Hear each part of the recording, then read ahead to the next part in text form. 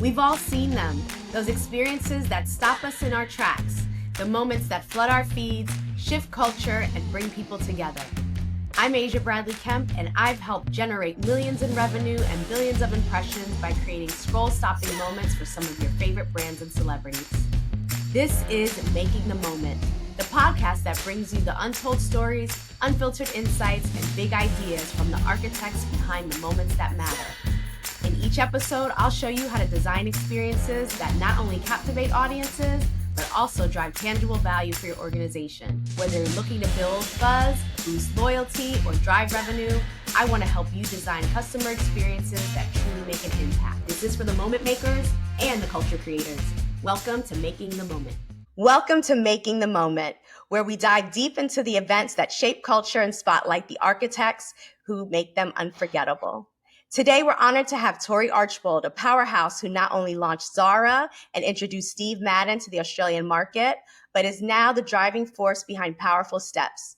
Tory's journey isn't just about groundbreaking brand launches, it's about inspiring leaders to own their stories and create genuine, impactful experiences, much like the experiences brand marketers strive to deliver for their customers. Thank you so much for being here, Tory. We're so excited to have you. Of course, I would not miss it for the world.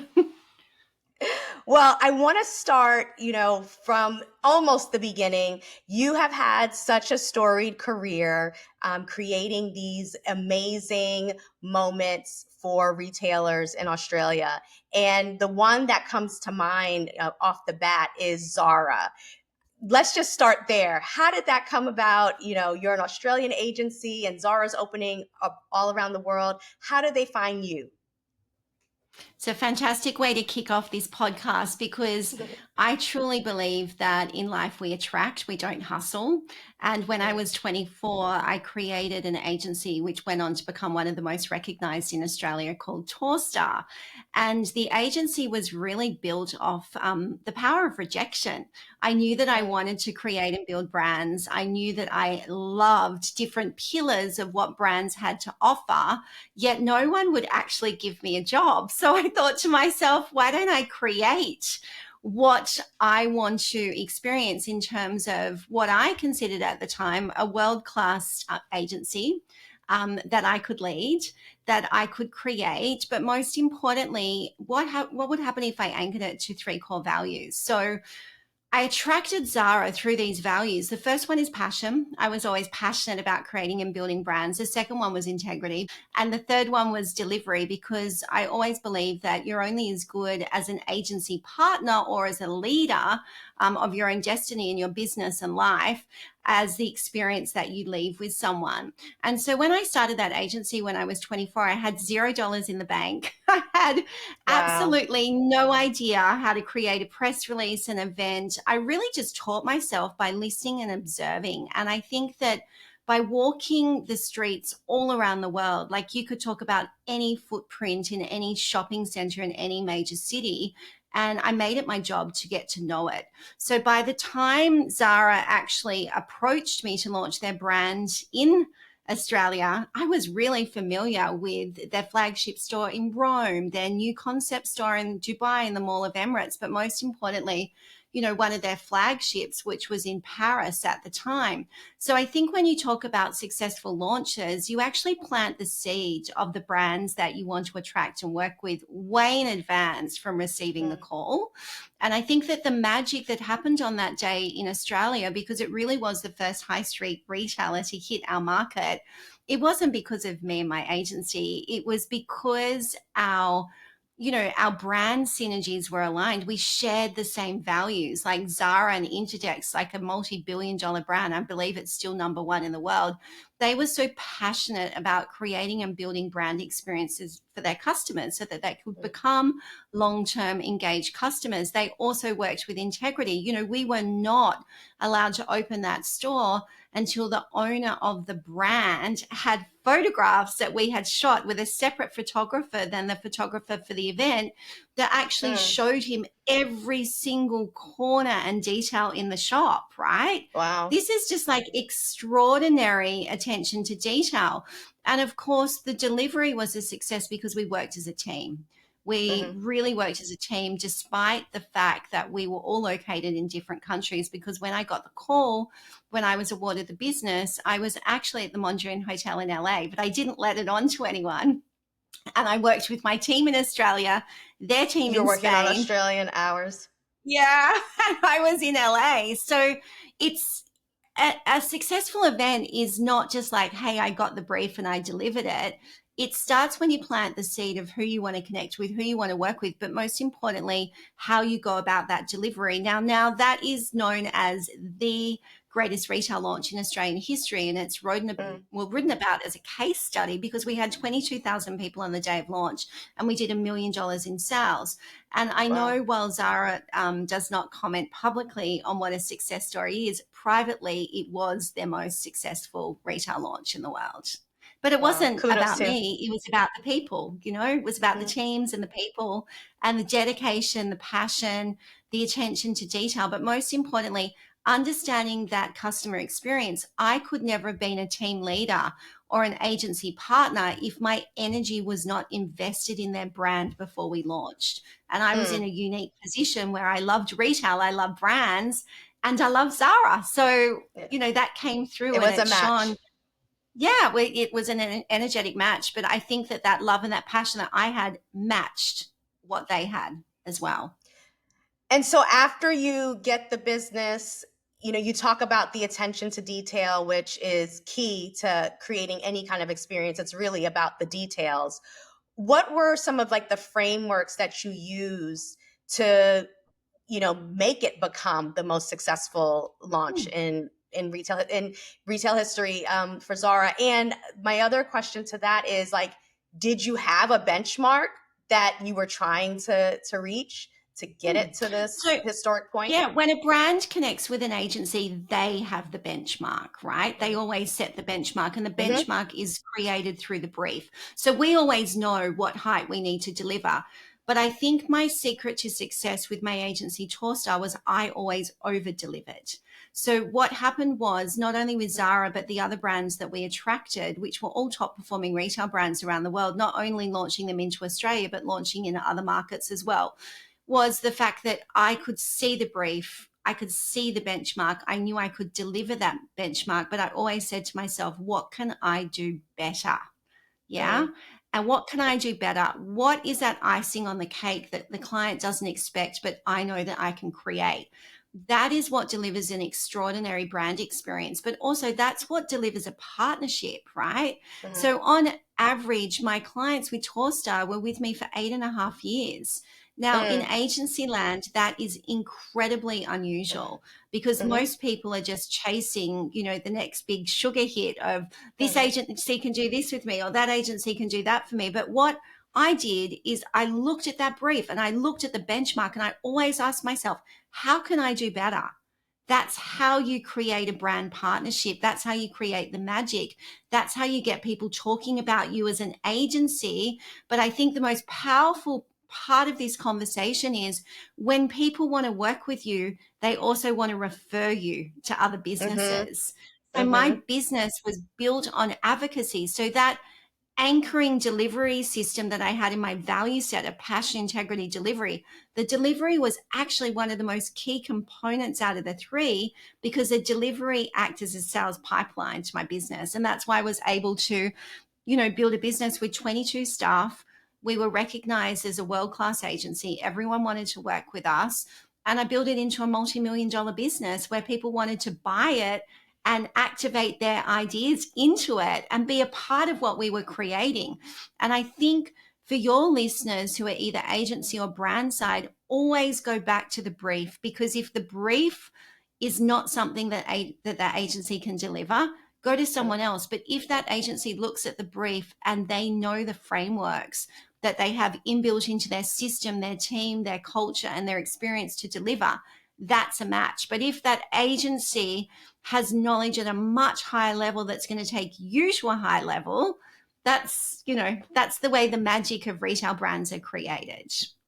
Yeah. So there's a lot of alignment you talk about there, with matching intentions.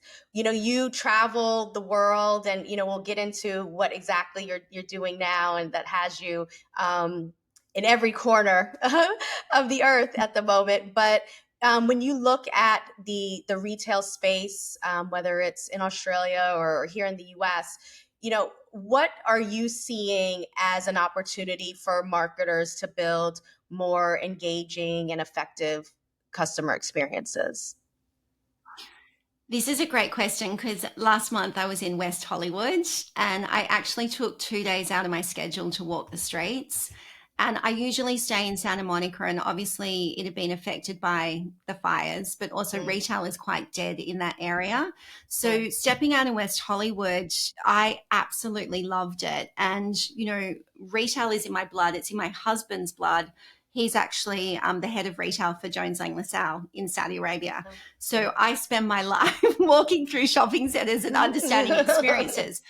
So what I'm seeing is it's about the customer experience. Like, I went into Rio Farm in West Hollywood and they have these teepees that you actually go in and experience the clothes, because what they wanted to do was they wanted to bring this whole sustainability practice back into the sustainability element of what customers were buying. So, Mm, I strip off, I get naked, I try things on.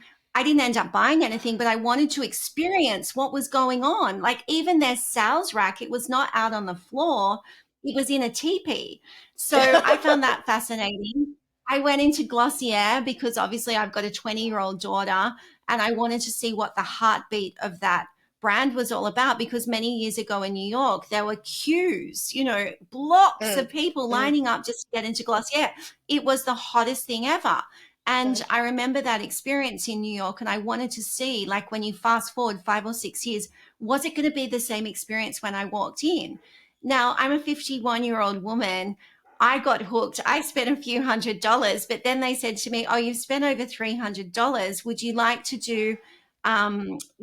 do this kind of pop-up thing where you can win a prize?" And I said, "Oh, I don't need any more product, but maybe if I win a prize, I can get it for my daughter." So here I am on this machine experiencing how to pick up a ball with a claw oh, it's a claw and winning machine. lipstick Okay. for my daughter. Yeah. And I was like, oh, that's so cool. Fun. And so then I'm videoing and I'm sharing it with my daughter. And she's like, oh my gosh, mom, that's so cool. When I get there, I want to experience that as well. So it was about me stepping outside of my comfort zone as a 51-year-old going, oh, this is something that a teenager would do. But actually, my daughter's on the other side of the world and I'm engaging her with the brand. I love that Mm, experience. Then I walked further down and I could see all of these people like lining up to get into, I didn't even know what it was, but it was Hailey Bieber's new brand, Rode.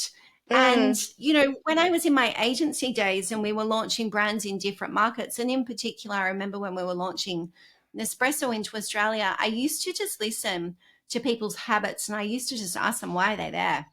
I didn't mm. go inside the road store, but guess what? I asked about 6 or 7 people in the queue, why are you here? How long have you been lining up for? And it honestly, it was so inspirational for me, because if you get into the hearts and the minds of the people and you understand the brand as an agency partner, that is success, because before you've even received the brief, you understand the heartbeat of what people want. So those Mm, are 3 very different examples across like fashion retail, to beauty, to e-tail, which really, Glossier and Rode is an e-tail brand. But also Farm Rio, I experienced that brand 6 weeks earlier in Saudi Arabia. It was a very different experience to different. what I had in West Hollywood. But I was Mm, able, when I was in that store, to say, hey, I actually discovered your brand in Varia in Saudi Arabia. And they're like, well, how did that happen? So what you do is you plan your energy into brands that you feel would be a good fit for you mm, as an agency, but mm, you get to know the people that buy the product. Because if you don't mhm, understand the people and the end customer experience, you can't answer the brief. You mm. can't. Even I though I've love got a that. different business now, I'm still into like, what's the heartbeat? Right. Well, Yep. where do people Yeah, spend their money? What does it look like? yeah, and it's understanding the consumer, like you said, and it's, how can you deliver joy to that consumer? Like that's ultimately what it's about. And at least that's the lens that, we operate in. And it sounds like that, is what you experience. It's, you had these unexpected moments of joy, but they tied back into the soul of the brand and, you know, the type of customer that they attract. So that's pretty Yeah. cool.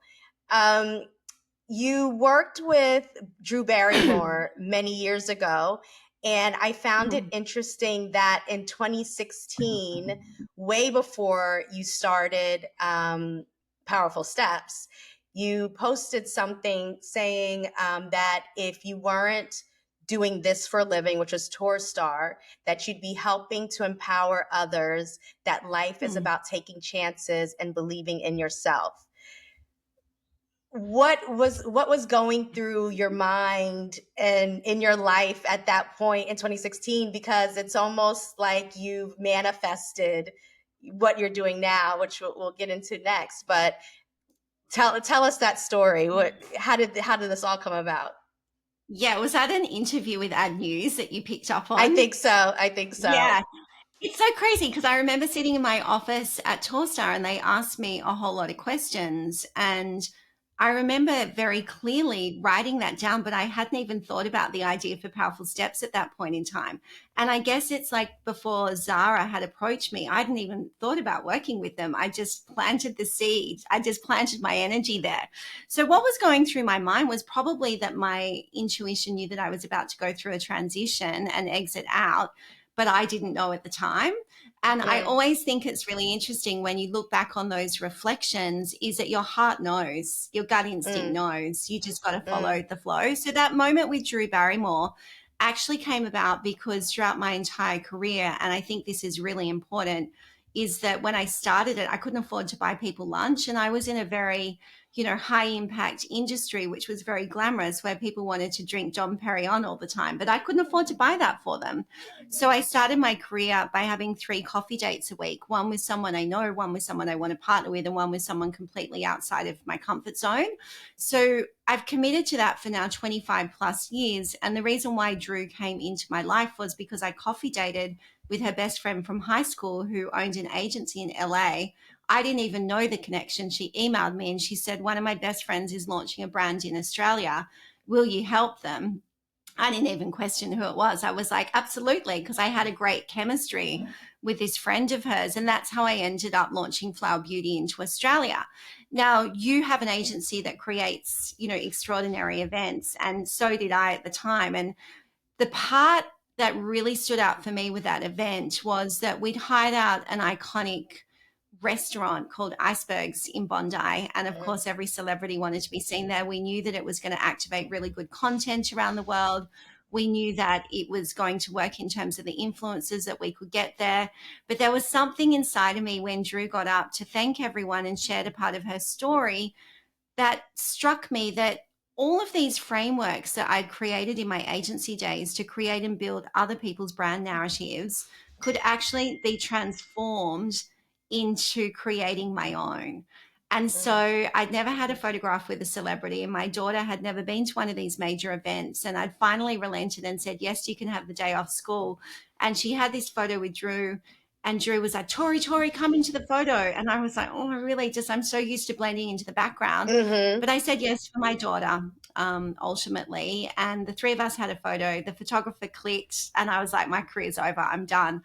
And so what I did was I went from being invisible to visible. And through the power of listening to other people like Drew Barrymore share those highs, lows, and game-changing moments, I thought, what if I could actually share my own, which I'd never shared before? And so I did.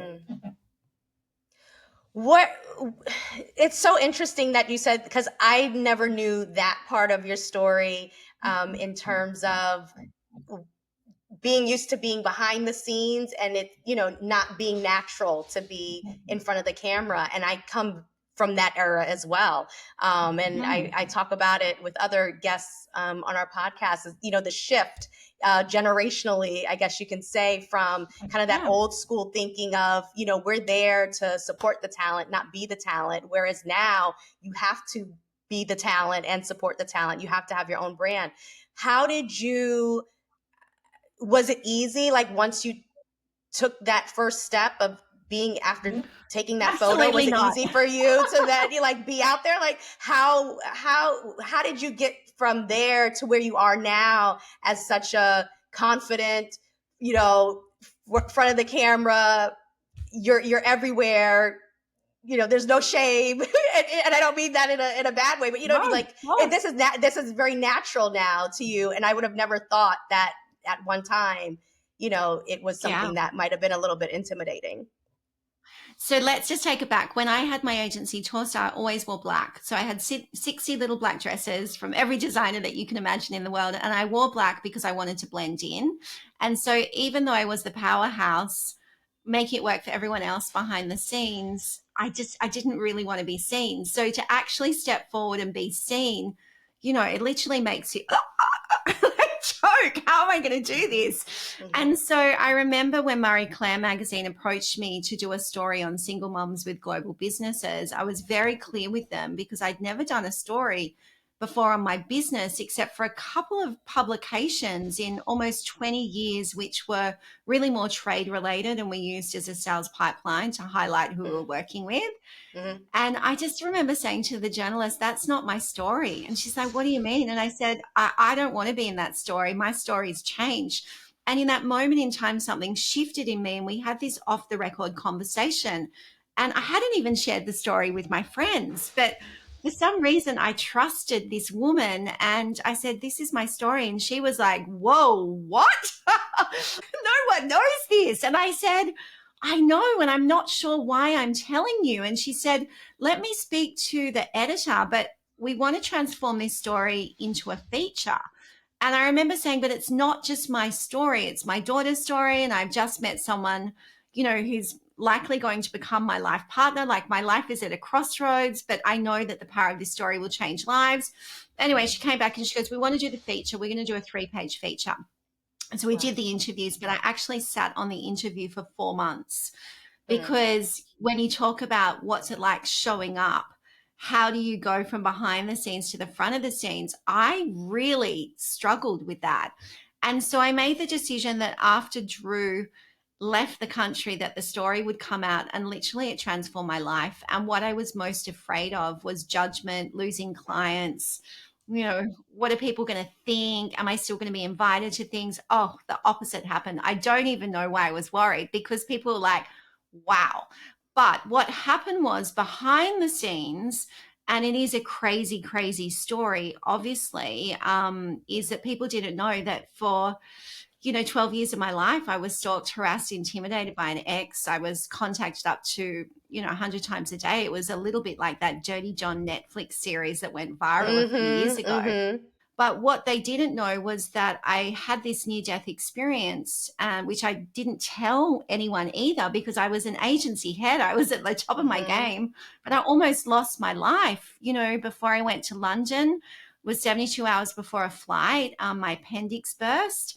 So I had a team in London, I had a team here, I had events being activated around the world, but here I am, lose 8 kilos in 5 days. I'm on life support. I contract septicemia. I'm told I can't travel. I can't do anything. And the only thing that saved my life was a surgeon just looking at me and he goes, I'm going to give you a mantra and you're going to live your life by this mantra. A happy heart is a magnet for miracles. Anything that's not making you happy anymore starts stripping out. So when we talk about the power of that story, the power lies in the fact that I cleaned up my life quietly and silently. And until that story came out, no one knew what was happening. And that became my power because I started standing in my authentic truth. And so when you first get asked to go on TV and share your story with the world, I can't tell you how much I was shaking. It was crazy. I could help narrate CEOs of multi-billion-dollar businesses. This is what you say when you go up and you talk about your brand on TV. But the hardest thing for me was having to learn how to do that myself. And so what I did was it became easier because I had this 5-point story framework, which, by the way, your listeners can download. If you go onto my website, there's a community app and you can get a 7-day free trial. And there's a whole video series that is actually for free in there around how I claimed my power and how I rewrote my story to become a thought leader and to stand alongside other thought leaders around the world. And it really became how I cracked the code for launching not only my personal brand and powerful steps, but now the brands of other women and men around the world. So I've helped thousands with this framework, and it's called the 5-point story framework. And so when you're asking me these questions, I don't need to go and rehearse what I'm going to say, because I already know, because I have the framework and I consistently update it, and I'm able to share messages with impact because I know what resonates. But most importantly, I've experienced it firsthand. And we'll definitely link in the notes to the website and to that series, so that all the listeners and the watchers can work on that themselves.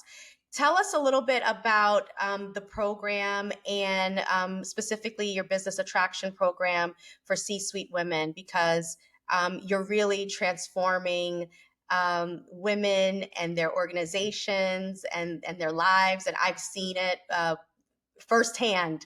The group chats from your programs are on fire with these amazing women. So tell us about that, and how our audience, if they want to get some coaching from you, can do that. Yeah, so the business attraction program was really created off the basis of your last question. How do you tell your story, Tory? You know, how do you as a business owner or as a leader step forward and become a brand? And what I really recognized was that women become stuck. I was stuck, you know, what's my next power move? Or how do I take my business to the next level? Or I really want to be authentic, advertising's inauthentic.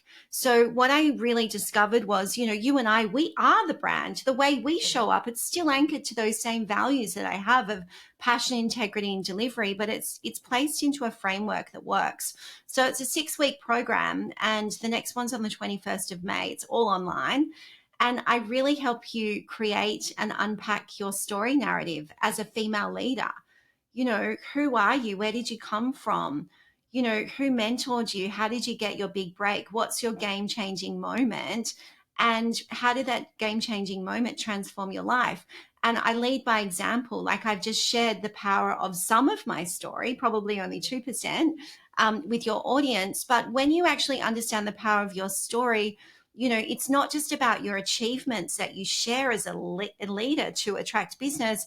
It's about your failures. It's about the lessons that you learned, because everyone knows now, especially with social media, that life is not glossy. Yeah, life is definitely not glossy. So in that program, I share how the 5-point story framework can actually be used not only with yourself, but with your business and your teams. So a lot of female founders will come into that program, and they'll then activate what I teach with their teams and their agencies. And it switches the narrative so that they begin attracting rather than hustling for business. And then what I do is I layer it by connecting people with my little black book, and obviously the WhatsApp group that you're on as well is a great example, with coffee dates. You know, it's the same thing that I spoke about earlier in the podcast. If you want to build a global network, if you want to attract the best of the best, if you want to work with the top 1%ers and you want to make a difference in this world, well, go out there and start connecting with people and sharing your story. Now, you can't coffee date with people unless you know your brand narrative, which is why that 5-point story framework is so important. So I coffee date with purpose. Again, it's like one with someone I know, one with someone I want to partner with, one with someone completely outside my comfort zone. I'm not afraid to ask for help. And if you can actually integrate that into your sales pipeline, it becomes a really, really powerful tool. And then the third thing that I really teach people now is like the importance of AI. You know, you do not want to sound like a robot when you're pitching, when you're in a room with someone, or when you're showing up on social media. So how do you integrate that 5-point story so it's got your tone, your language, your voice, so that you stand out as a leader? Now, with those 3 tools, what we do is we integrate it so that when people Google your name, it comes up with who you are, right? You're magnetized. So for the last 5 years with Powerful Steps, I've really focused on content creation, not only for the Powerful Steps brand, but for my own personal brand as well. So it acts exactly in the way that I used to walk around in those Zara stores in like Paris, Dubai, Rome, before it even came to Sydney, what I'm doing, I'm using that same premise as walking around and planting my energy in places, but I'm using social media to do it for me. So I'm activating my voice, I'm activating my message, I'm activating how I can be of service to other people. And so I'm naturally attracting the right people into my life. So by the time they connect with me, it's a yes, 9 times out of 10. Right. It's Because an they already know energetic so match. much about you. Mm-hmm. Correct. And also, whether it's a business, like you're an agency owner, you have people listening to this probably going, well, what's my sales pipeline? What am I going to learn out of this? Well, if you own your own agency, or even if you're an account director or hire, you're going to turn yourself into a brand, Mm-hmm. because someone else out there is a brand. And if you don't show up and share the life lessons or share the case studies or share who you are as a person, that person's not going to want to work with you, because someone else is sharing, and it makes their decision to work with them so much easier than it does with Right. you. Right. That's a great point. And that actually leads into something I wanted to ask you, because, you are very well aware of what's happening here in this country from a political standpoint, and economically as well. And, the tech industry is laying off, the federal government's been laying off. So in light of, those things, I know people that are losing their jobs or transitioning from their jobs, and they're senior level people. What are some actionable tips that, our audience can use, from your framework, or, from your experience? What do you, if they've gotten laid off today, or they have to go out and hunt for a job, the Yeah, competition great is thick. question. What are some actionable tips that they can Never play do? the victim. Never play the victim. Play the hero. Yeah. And Mm, also never comment politically online. mm, mhm, Never. I will never comment on my views or anything like that. What I will do is pay forward my knowledge, and I will narrate how I can help people. So I'll give you a good example. I had a client out of Singapore who unexpectedly lost her job. And in Singapore, the laws are that you only get 2 weeks notice. Doesn't matter Oh, how long wow. you've worked there, you get 2 weeks notice. So it's crazy, right? So she had babies to feed. And ironically, her husband actually lost his job 24 hours later. And she Wow. called me and she goes, Tori, what do I do? And I said, number one, take a deep breath, and I've got you. Yeah. And I'm happy to be your cheer squad for the next 48 hours. But what I want you to do is I want you to show up. And she goes, but I've just lost my job. I've lost my self Mm, esteem. And I said, I don't care.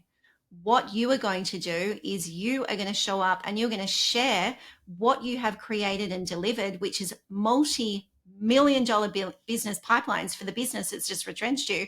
And you're going to go online and you're going to share what you've done. No one needs to know that you've lost your job in the next 24 hours.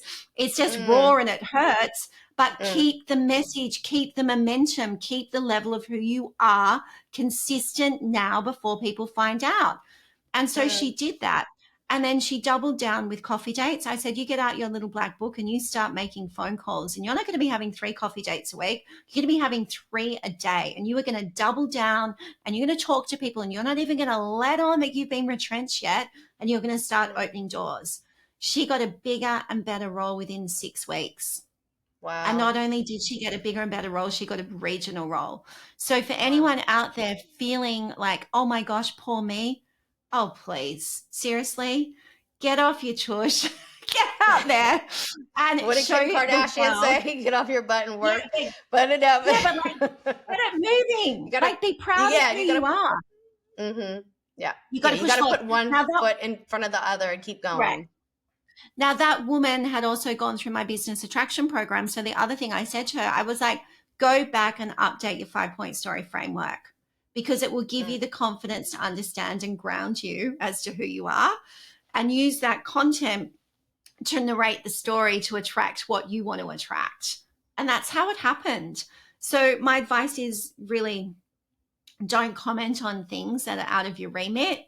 Comment on mm, yourself and what you can give to the world. Comment on how you are employable. mm.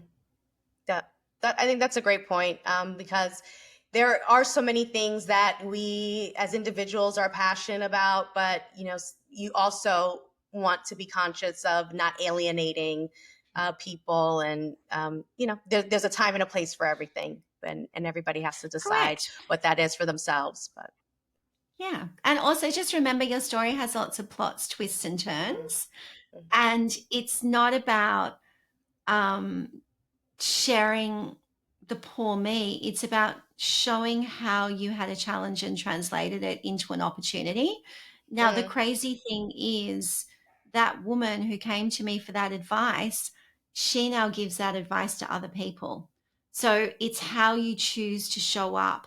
And again, that anchors back to my 3 delivery aspects of my values of I told her to share a passion. I told her to show it with integrity. But most importantly, I told her, show people how you deliver.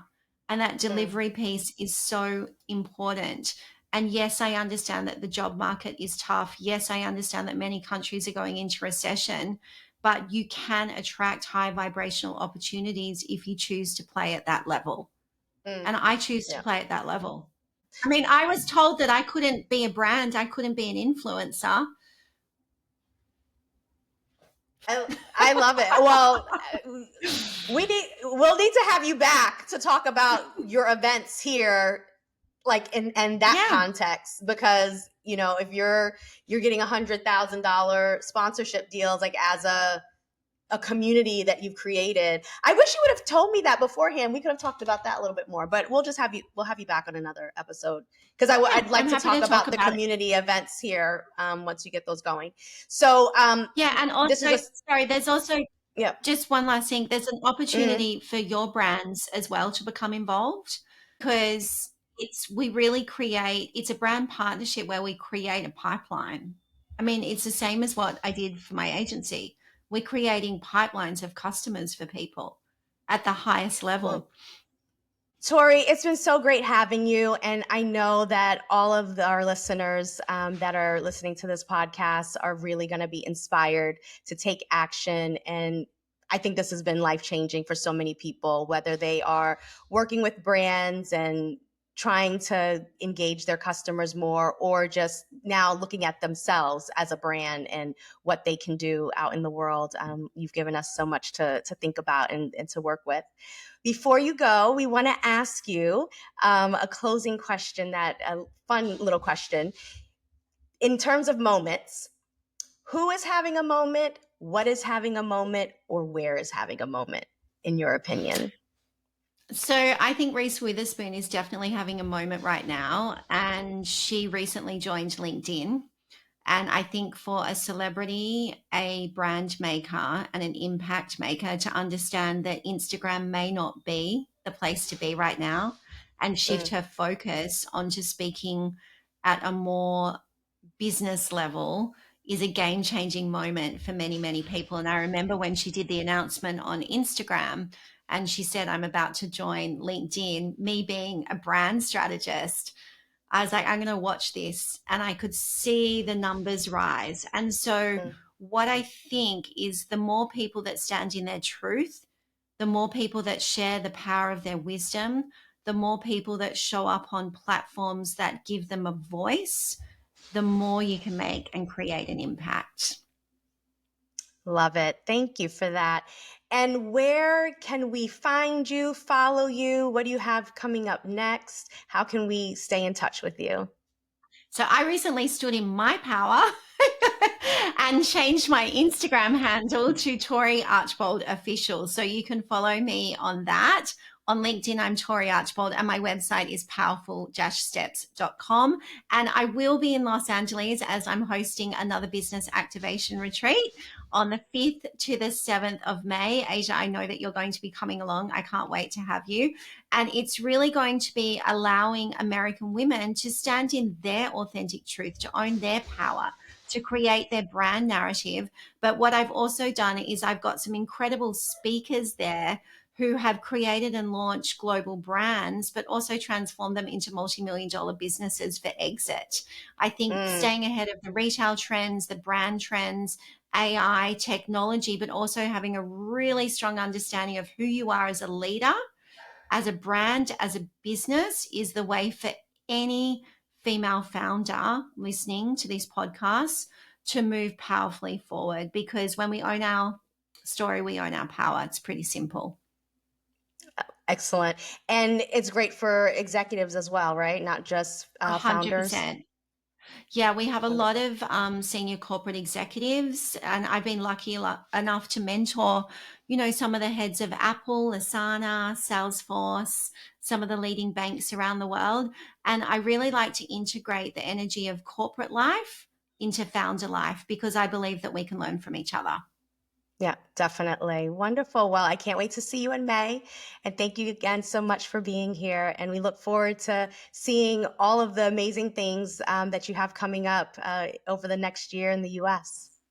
And likewise, Aja, thank you so much for this opportunity. But I just like to point out as well that you continue to rise, you continue to show up, you continue to have a global voice. And that is something that the world really needs right now. So thank you for creating the benchmark for many people to see the possibilities in an industry that is honestly, it has its ups and downs, but you've stayed on course. You're still creating, you're still delivering, and that's something to be incredibly proud of. So thank you. Thank you. Thank you. I appreciate it. Thanks again, Tory, for being here and sharing how you created amazing brand moments and how we can use that framework to create our own powerful brands.